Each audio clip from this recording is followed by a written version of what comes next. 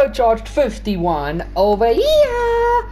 I hope you're having a splendid day wherever you are in the world, and I'm sure you guys can realize that there's not as much enthusiasm with the greet as usual. Tired and talked out, come out because once again by boosted the same day. Okay guys, this podcast is about the race format for this up and coming week's British Grand Prix. For those of you guys that don't know, there's a new format Formula One is trying out to gain more fans and to make the racing a bit more interesting. Now, most of the F1 community are against this idea. Myself, on the other hand, I don't know about Boosted, but we'll hear from him as soon as we run through the format.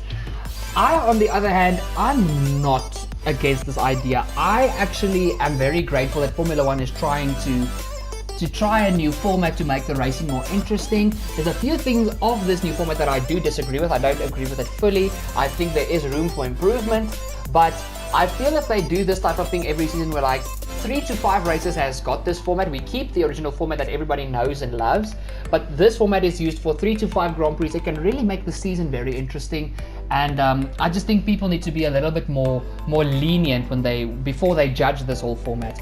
So let me quickly run you guys through the format, how it's going to work. So the format for this race weekend, now usually you guys know on Friday we've got practice 1 and 2. Fridays will now be practice 1. The third practice session falls away completely. So Fridays will be practice 1 and qualifying. So qualifying will no longer be on Saturdays for the sprint race format. Then Saturday will be practice 2 and the sprint race where quali would have usually been. So practice 2 takes the place of practice 3, and qualifying sprint race takes the place of where qualifying would usually be on Saturday. And Sunday stays the same, it's still the main race. Now how it works, practice sessions stay exactly the same as well as qualifying. So the practice sessions are still an hour long and the qualifying is still your normal Q1, Q2 and Q3. The sprint race, however, is not a 300 kilometer race like the main race on Sunday. It's only a 100 kilometer sprint like in Formula 2. Qualifying sets the grid for the sprint race, not the main race on Sunday. Sprint races have no tire requirements, so it's basically a no stop. So the drivers can start on softs, mediums or hards, whatever they prefer. If they want to do a pit stop, which at Silverstone will not be a good choice because it's the longest pit lane on the calendar, they can, but basically most of the drivers are either going to start either on the mediums or the hards, and it's going to be a sprint till the end of the race. Then I lost my place quickly, there we go. Saturday race results determine Sunday's main race grid. So where you finish on Saturday in the sprint race, that's where you will start for the main race on Sunday. Then the sprint race rewards, well, the points that are rewarded for the sprint race are only for the top 3. First place gets 3 points, second place gets 2 points, and third place gets 1 point. As far as my knowledge goes, I still think there is a point for the fastest lap if you are within the top 10 and you get the fastest lap. So that is also an extra point that can be gained. So basically, if you are 10th and you set the fastest lap, you can get as much points as P3. And then finally, parc fermé rules are basically forgotten. Now, for those of you guys that don't know what parc fermé rules is, the cars are allowed, with a normal race weekend with 3 practice sessions, the cars are allowed to be tuned and set up to the driver's preference, but as soon as qualifying starts and the car exits the garage for the first run in Q1, the car is locked down on setup. They are not allowed to change. I think there's like a few differential changes and a few small stuff that they can change, but basically that falls away. The cars can be tuned now throughout practice, qualifying, practice 2, the sprint race and the main race. So parc fermé rules are basically forgotten. The car setups can be changed throughout the weekend until a session obviously starts, especially when you look at 2 races. Then finally, Friday qualifying, only soft tires are allowed to be used. So the rule in Q2 where, the rule in Q2 where, say, the top 10 that go through, the tire that they do their quickest lap on is the tire they start the race on, that completely falls away. Only soft tires are allowed to be used with the Friday quali session. So that is going to be very interesting. It gives the teams more variety for tire strategies, not just for the sprint race, but for the main race as well. And then Sunday's main race format stays exactly the same. There's a mandatory pit stop. You have to use at least 2 compounds of the allocated tires for your team that weekend. And it's still just the main race on Sunday stays exactly the same. The drivers just have free tire choice at the beginning of the race. That's that. So that is the format and the way the weekend works. Now, basically, before I talk your ears off, Boosted, what is your opinion about this race weekend, and is there anything that you don't agree with? You've got the floor. Okay, for me, I think it's a good opportunity to put more racing in, because the one Sunday race only attracts people to watch Saturdays and bracket controller. And a bracket controller. It only attracts people to watch Saturdays and Sundays. But now, I think in the beginning, not as much people will watch the Friday. They will watch the qualifying, but not. They will just skip the practice sessions anyway. But it will make the Saturday interesting, because where you finish on Saturday shows where you start on the Sunday. Yes. It will show what risks teams will take, because it will make it interesting. Let's say that one of the top teams, or let's say Red Bull, or one of the top 10 guys crashes, he will start at the back. Yes. So it will make everything more interesting, and it will make the unknown more bigger. Yes. Now, one thing that I talked to Craig about, that Craig says that is a thing with Formula 1 that I do agree with to an extent, but not fully. He says, unlike Formula 2, which is completely unpredictable, because this is basically trying to make Formula 1 a bit more like Formula 2, Formula 2 is very unpredictable. A thing that attracts a lot of F1 fans to Formula 1 that I do agree with, but this is speaking about the hardcore fans, is the predictability. And the thing is, why they enjoy the predictability is when something unpredictable happens, it's a much bigger consequence when something unpredictable happens.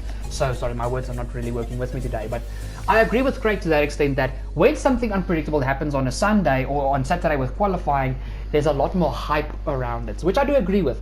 But also, I feel making Formula 1 a bit more unpredictable is not a bad thing. If you look at ever since the technical regulations changed in 2014 and we started the V6 hybrid era, basically the predictions were Mercedes are going to win, it's going to be a 1-2, and we're going to see who battles for third to 10th. And I think we've grown so used to this way of thinking that some hardcore fans, it's as if they don't accept the new unpredictability, which to me actually is a bit sad. But motorsport, I feel, loses its spunk when there's a lot of predictability. Especially the reason why I don't love IndyCar. It's not predictable, but certain drivers are leaps and bounds ahead of other drivers. You know who the top 10 is going to be. You know what's happening in qualifying. There's just so much. There is still, even though they're trying to make it unpredictable, it's still predictable. So I feel making the world's most popular motorsport and the pinnacle of motorsport, which is Formula 1, a little bit more unpredictable, making it more interesting for new casual fans, I don't think that's something negative. I don't know if you agree with me or disagree with me on that point, Boosted. No, I agree. To make it unpredictable, will make it more exciting, and with this new type of where the park firma rules disappear and forcing everyone to be on a soft tire in qualifying just shows you what the paces are really, and it will show you what team is better in strategy and thinking of the future and thinking what can happen if they do something will stand out more. Because let's say we are looking at the Williams, let's say Russell does good in the sprint race, and so he will have a better start in the main race and he will probably have new tires, which yes, definitely, and that will just make the gap for me, I think if they could just make it like this year, a couple races in a year that's this format, it will give the lower team a chance. They're not fast enough in pace format, but if they can bang out a brilliant strategy, they will get points. Yes, and I do agree with you on that, because this race weekend format, it requires a lot more strategy, in my opinion, than a normal race weekend. Because your strategy is basically, you've got 3 practice sessions, do your race pace, do your quali pace, set up the car perfectly, own it in quali, and then the race. Now you've got this feature of another race, and the park firmware rules are taken away. So there's so much more variety of things to happen, and so much more freedom, especially for the drivers, to get the best possible performance, not just out of the car, but out of themselves. So I applaud Formula One for trying this. I don't agree that some people, the people who are on this bandwagon, on this hype train, that it should be like this every weekend. The format that Formula One has now, it works, and it's entertaining. But to have a few, I want to label it as like a joker card in a pack of cards. This is like a few joker race weekends where there's a lot more variety of things that can happen. It makes the championship more interesting. And I mean, with the insane midfield we've got, and also Red Bull and Mercedes duking it out week after week, the only result I see in this is more entertainment. And because of stuff like Drive to Survive on Netflix and all these new Formula One fans starting to become Formula One enthusiasts, this is a way to get them invested into Formula One. And that is what Formula One wants. I mean, Formula One lost so much viewership through the Mercedes dominance. And now to bring in a new format, as well as this insane battling situation that we have, in my opinion, is only good to get more fans. And I do also understand that Formula One should not be an entertainment perspective. It should be a motorsport where engineering prowess and talent is shown. But unfortunately, you need to go where the money lies, especially if you are running the most expensive sport in the world. And more fans means more money, more views means more money, and that is what's going to keep Formula One at the top charts when it comes to the motorsport scene. Yeah, and going into depths of things I would like to just change a little bit. I would like the points for the sprint race, take it to P5. Maybe just for P5, because if you give the top 10 drivers again the same type of points, that will be ridiculous. But if you keep the style where, let's say, first place gets 5 and so on till the top 5, that will promote not only for that, because now it's just the Red Bull and Mercedes, or maybe McLaren or Ferrari that's going to score, but if the other teams somehow pull something off, it will give them that little bit extra points. But what excites me actually, because the park firmware goes away, so for Friday you can set up the car for being as fast as possible. Yes. And then for the sprint race on Saturday, you're gonna set it up for the race, and you're gonna see how the car is with the tires.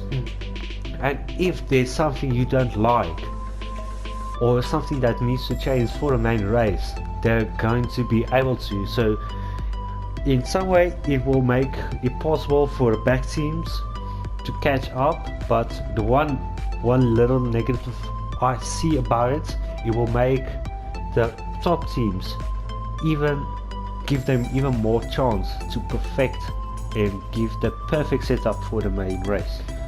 That I do agree with. Now, I've actually got a bit of a solution to the points distribution, and then I'm also quickly going to talk about the format of the weekend with the practice and quali sessions that I think should change. But basically, remember, before Formula One, it went into this era where a win was worth 25 points, second place 18 points, third place 15 points. We all know the whole story. Formula One was a lot harder to earn points. I mean, in the late 90s and early 2000s, only the top 6 got points. The winner got 10, second place got 6 points, third place got 4 points, and then 4th place was 3 points, 5th place 2 points, and 6th place was 1 point. Now, because they are taking a look from the F2 perspective, I know a lot of people are going to hate this suggestion because people don't want Formula 1 to become like Formula 2. But I mean, look at the Formula 2 sprint races. The top 8 get points.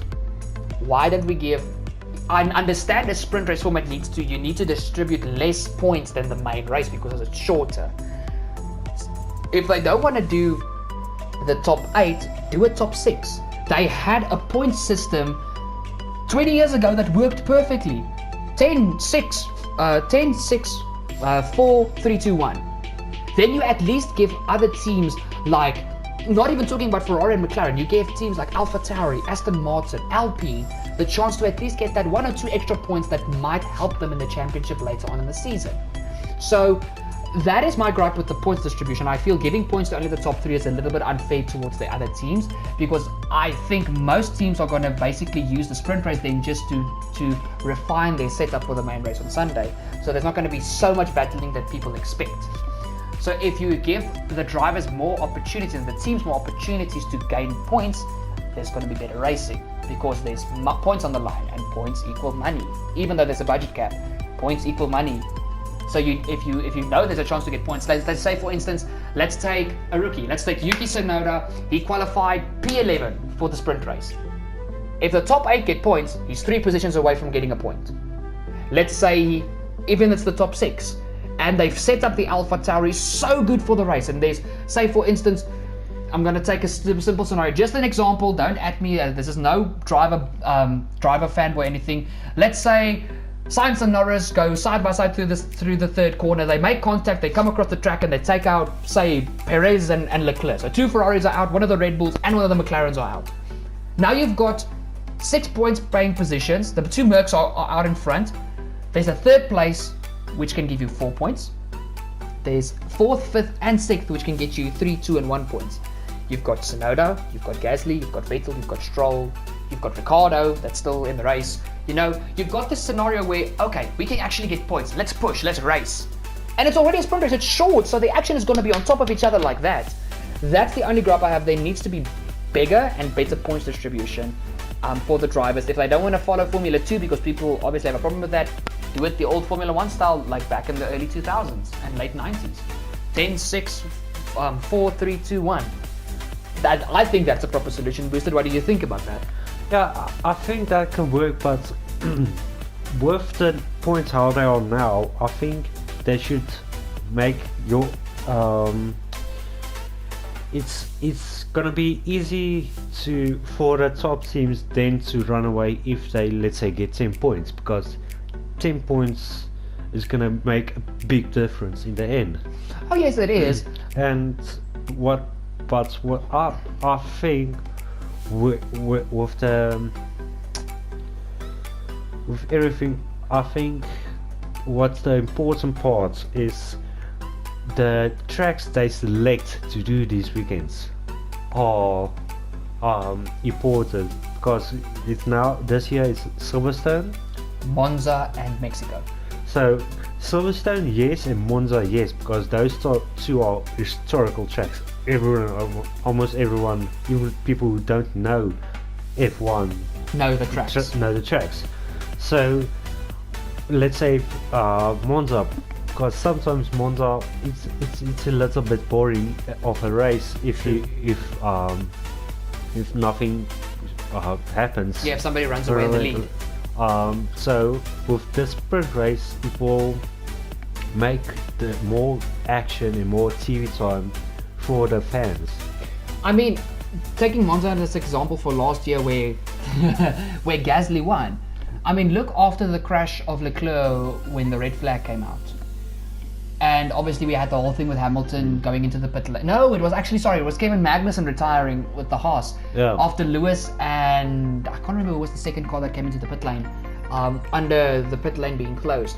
Yes, Hamilton would have won that race if the race restarted normally after the red flag, but with his penalty, it was interesting. Bottas was nowhere to be seen. The 2 Red Bull, Verstappen retired, and the second Red Bull, Albon, was nowhere. So look what happened. We had Gasly win the race with Carlos Sainz in P2 and Lance Stroll in P3. And that was basically a sprint race after the red flag restart, because I think there was 20 laps to go, 25 laps to go. That's the whole idea. We need a sprint race format. And that was, I don't know about you, but last year to me, the Italian Grand Prix was the race of the year. And I know a lot of people say, no, it wasn't because Hamilton got a penalty, blah, blah, blah, blah, blah. You're trying to make all the excuses.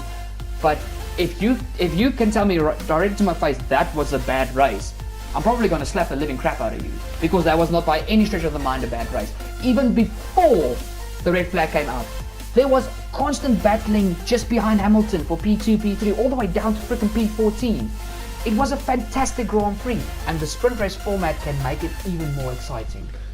Yeah, that's why I'm thinking it's important to choose the correct tracks for. But so far for me, I think it's a good choice to put in the sprint race, because it will. We'll have to see about the reliability side of everything, because it will 100 kilometers will put a lot of extra wear on all the parts. Yeah, the power units and the gearboxes and stuff. Everything.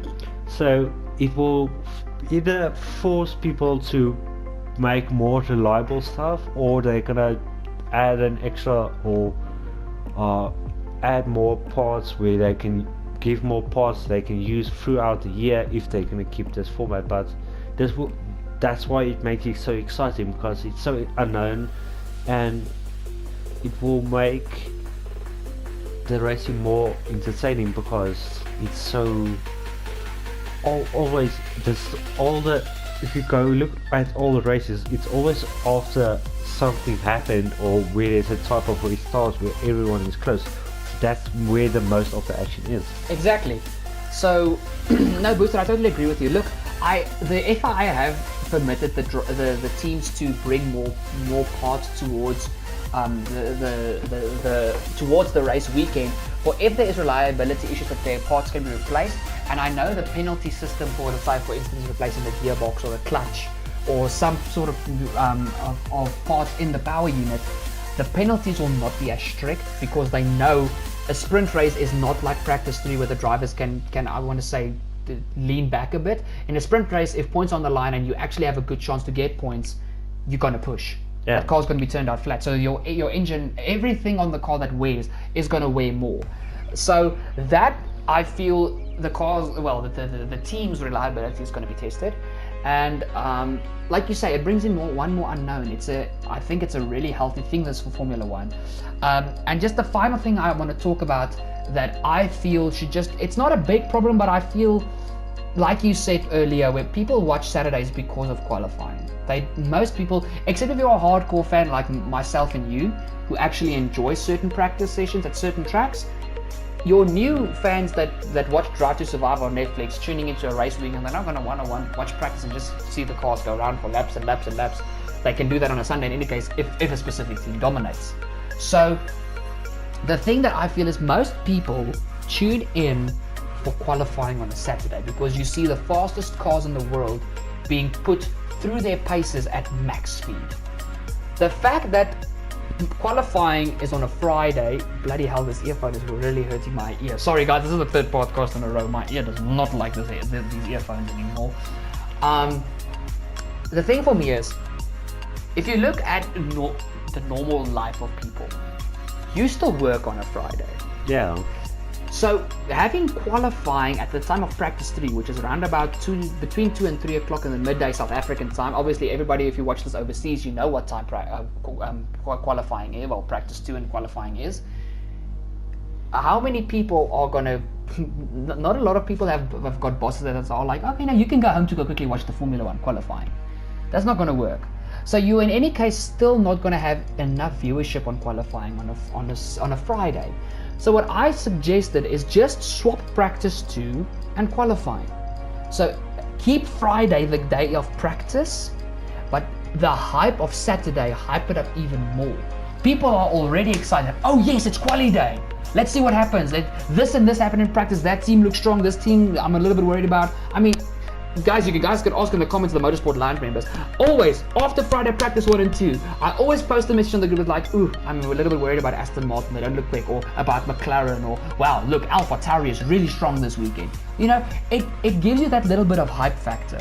So keep practice on the Friday, just literally swap practice 2 and the quali session.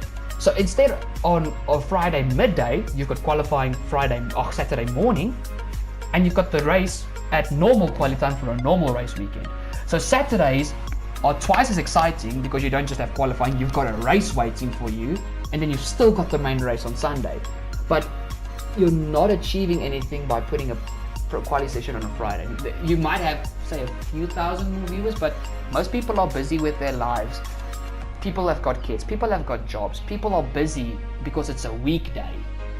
I just don't feel moving quali to a Friday was the brightest choice. That's just my opinion. It doesn't mean that it's right or wrong, it's just that's my opinion. No, I agree with you, because if you think about it, everyone is busy and all that stuff, and a lot of people, let's say you want to go visit friends and all that stuff, most of the time it happens on a Friday evening, or Friday night. If it's a boys' night or girls' night, whatever night you want to call it, not out. So most of the people will probably miss the qualifying, and I think that's why they are putting the sprint race where it is. But I agree with you, make the practice sessions Friday, because that will make it so let's say more hard thinking for the teams, because now they have to hope it doesn't, let's say Friday it doesn't rain and it's forecast for Sunday to rain. So yeah, that's also the thing, it makes the unpredictability even more. So that will make it more entertaining, but I think nevertheless, how it's now, it will still be exciting because it's a new type of thing in the sport. Yes. Look, one thing that I do agree with, I know the main reason for the qualifying being moved to a Friday. Obviously, when you look at the track specifically, tickets get sold to have people along trackside when the cars go around. And you've got your typical practice fans, and they want more people in the grandstands on a Friday because now there's qualifying. But that is not your main attraction. Your main attraction is the racing and Saturday qualifying. And people can tell me what they want, but that's a fact. Nobody wakes up on a Friday morning and it's like, oh wow, it's qualifying today. Oh crap, I actually have a job.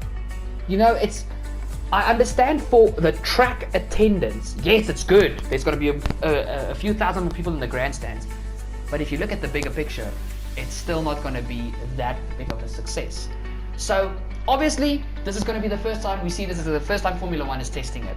I hope that when we get to Monza after the summer break, and then later on at the end of the year to Mexico at the Circuit Hermanos Rodriguez, that they at least just swap the sessions and have a little bit of an adjustment towards the sprint race points. But other than those two gripes, I don't have any complaints about this. I'm really excited to see how this weekend goes. And I mean, I almost said Adrian Newey, freaking hell. What's the main boss of the Formula One FIA? Bloody hell, I can't remember, guys. Sorry, excuse me, I have a little bit of a brain fart. But even he said, if this doesn't work, we're going to test it now for 3 consecutive race, well, not consecutive, but 3 race weekends in the season. If it doesn't work, we throw it in the bin. We try something else. They are at least experimenting. And if this works, he has already said that it's not going to become a permanent fixture for every single race weekend. It might happen at a few more race weekends, which I hope stays at the limit of 5, max 6. But it's going to spice up the season. And I'm honestly looking forward to this. And in my personal opinion, I hope this is a success. It's the test run. There's always, like I said, there's always room for improvement, and for me the improvement lies in the points distribution for the drivers and the format of the practice and quali sessions. But that's that. Other than that, I've got no complaints. Is there maybe something other that bothers you, Boosted? Well, now that I've thought about it a little bit yet, because I think if they in the future they swap around the practice and qualifying, I think they should work on bringing back park format. Yeah, to a certain extent, yes.